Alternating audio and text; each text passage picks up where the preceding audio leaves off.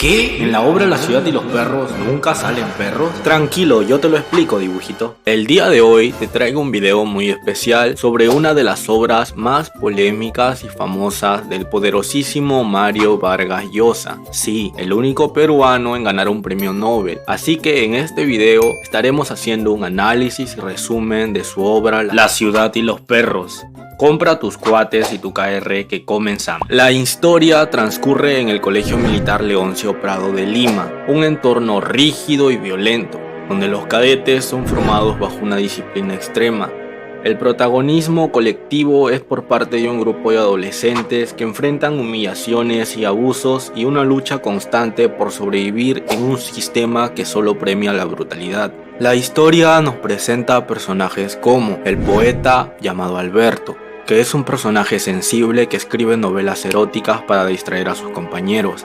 También tenemos al esclavo llamado Ricardo Arana. Es un personaje tímido que busca siempre la justicia y es víctima de bullying. El poeta y el esclavo representan la resistencia interior. Ambos buscan sentido en medio del caos, pero el sistema los aplasta. Aquí podemos aplicar el existencialismo de Sartre, quien propone que el individuo está condenado a ser libre, pero esta libertad es angustiante en un mundo que la niega. El esclavo intenta actuar con ética, pero su entorno lo castiga. El poeta observa y escribe, pero no logra transformar su realidad. Como otros personajes dentro de la obra tenemos a El Jaguar, líder del grupo llamado El Círculo, quien es un personaje agresivo y dominante. De este grupo forman parte el Boa, Cava y Rulos, miembros del Círculo, cómplices del sistema opresor y de Jaguar. Todo se desencadena cuando Cava roba un examen y Ricardo, el esclavo, lo delata.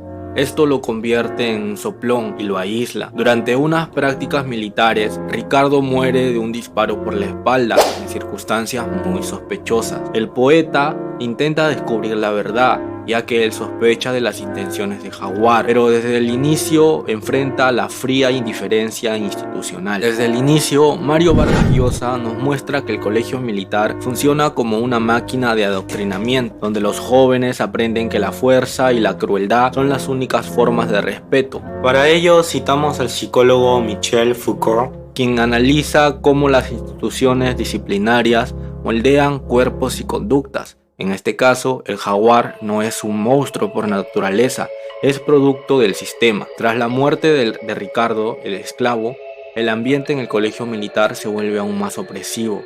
La versión oficial habla de un accidente, pero Alberto, o sea el poeta, no lo cree.